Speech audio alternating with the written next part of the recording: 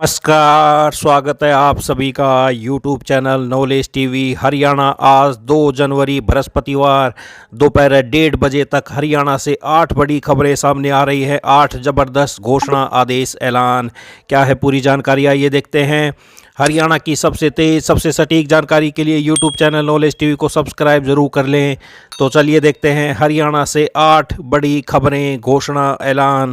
पहली बड़ी घोषणा, साल के पहले ही दिन केंद्र सरकार ने किसानों के हित में 2 बड़े फैसले लिए हैं। सरकार ने खेती में यूरिया के बाद सर्वाधिक इस्तेमाल होने वाले उर्वरक डाई अमोनियम फास्फेट डीएपी पर विशेष सब्सिडी को जारी रखने का फैसला किया है। वहीं फसल बीमा योजना को भी 1 साल के लिए बढ़ा दिया गया है। केंद्र सरकार के फैसले से डीएपी की कीमतों में वृद्धि नहीं होगी। किसानों को सस्ती दर पर खाद उपलब्ध होती रहेगी। किसानों को प्रति बोरी 50 किलो डीएपी 1350 रुपए में मिलती है। केंद्र सरकार को सब्सिडी की व्यवस्था करनी पड़ती है, जिसकी अवधि 31 दिसंबर को खत्म हो रही थी। सब्सिडी जारी नहीं रखी जाती तो प्रति बोरी डीएपी के मूल्य में 175 रुपए की वृद्धि हो जाती। किंतु कैबिनेट ने नए वर्ष पर किसानों के हित में फैसला लेते हुए डीएपी पर 3850 रुपए प्रति टन एक मुश्त विशेष पैकेज के विस्तार को मंजूरी दे दी है, जो अगले आदेश तक जारी रहेगी। तो वहीं फसल बीमा योजना का विस्तार, केंद्रीय मंत्रिमंडल ने प्रधानमंत्री फसल बीमा योजना और पुनर्गठित मौसम आधारित फसल बीमा योजना को 2025-26 तक जारी रखने की मंजूरी दे दी है। तो 2 बड़े फैसले। आइए दूसरी बड़ी घोषणा देखते हैं। प्रदेश सरकार ने ग्रुप सी डी की भर्तियों के लिए सीईटी का नोटिफिकेशन जारी कर दिया है। इसमें कई बदलाव किए गए हैं। अब ग्रुप सी में शिक्षकों की भर्ती के लिए सीईटी खत्म कर दिया गया है, क्योंकि इनके लिए पहले ही एचटेट होता है। तो ग्रुप सी में पीआरटी और टीजीटी के पद शामिल हैं, तो इनको सीईटी से बाहर कर दिया गया है। इसके अलावा अग्निवीर के लिए भी सीईटी लागू नहीं होगा। बाकी राज्य सरकार के विभागों या किसी बोर्ड, निगम, वैधानिक निकाय या राज्य अधिनियम द्वारा स्थापित विश्वविद्यालय में होने वाली ग्रुप सी की सीधी भर्तियों में सीईटी लागू होगा। इनमें पुलिस सेवा, जेल और होमगार्ड आदि के पद भी शामिल किए गए हैं। स्क्रीनिंग टेस्ट के लिए पदों से 10 गुना ज़्यादा शॉर्टलिस्ट उम्मीदवार बुलाए जाएंगे। अब तक 4 गुना बुलाए जाते थे। तो आप ये देख सकते हैं, सीईटी से पीआरटी, टीजीटी बाहर कर दिए गए हैं। तो वहीं पीपीपी आधार से फीस में 50% की छूट मिलेगी।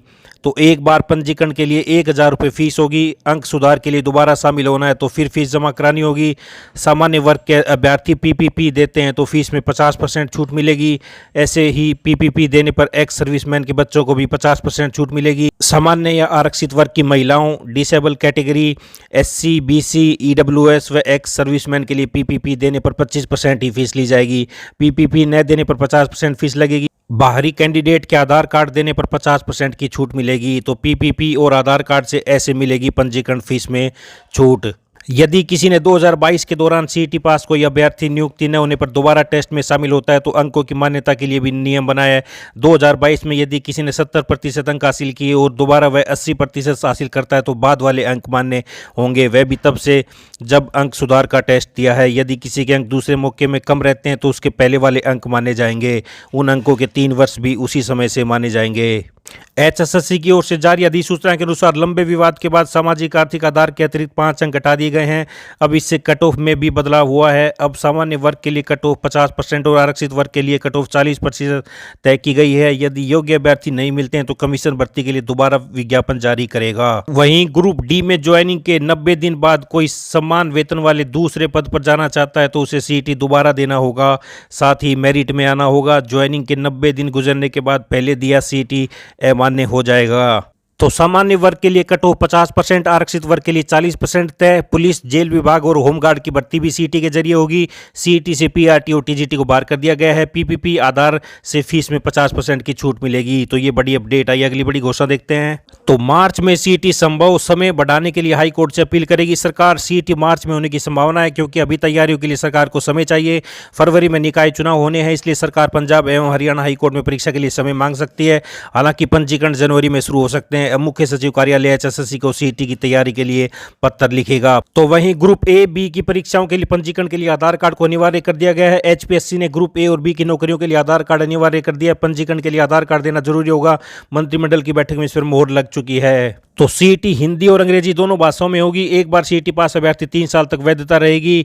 तो ये सीईटी के मुख्य बिंदु। तो ये आप देख सकते हैं, रास्ता साफ। ग्रुप सी डी भर्ती का परीक्षा मार्च में संभव। आइए अगली बड़ी घोषणा देखते हैं।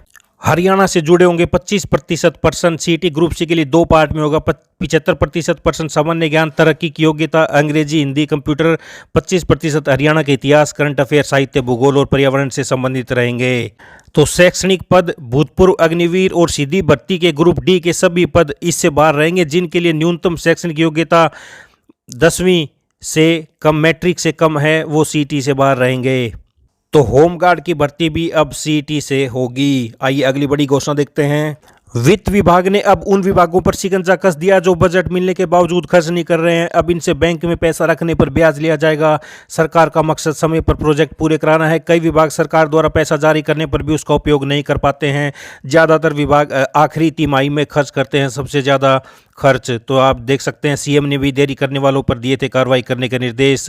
तो ये आप देख सकते हैं। योजनाओं का पैसा 45 दिन बैंक में रखा तो विभाग को देना पड़ेगा ब्याज।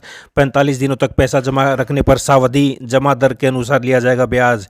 तो ये बड़ी अपडेट सरकार के द्वारा। ये अगली बड़ी घोषणा देखते हैं। तो साल के पहले दिन ही हाड़ कपाने वाली ठंड का सामना करना पड़ा। भारतीय मौसम विभाग ने 2 जनवरी को शीत से अति शीत दिवस को लेकर ऑरेंज और 3 फरवरी को येलो अलर्ट जारी किया। 4 और 7 जनवरी को एक के बाद एक पश्चिमी विक्षोभ सक्रिय होने से मौसम में बदलाव आएगा और बारिश की संभावना है। तो 4 तारीख के बाद बारिश की संभावना बन रही है हरियाणा में। तो ये बड़ी अपडेट, 4 से बदलेगा मौसम।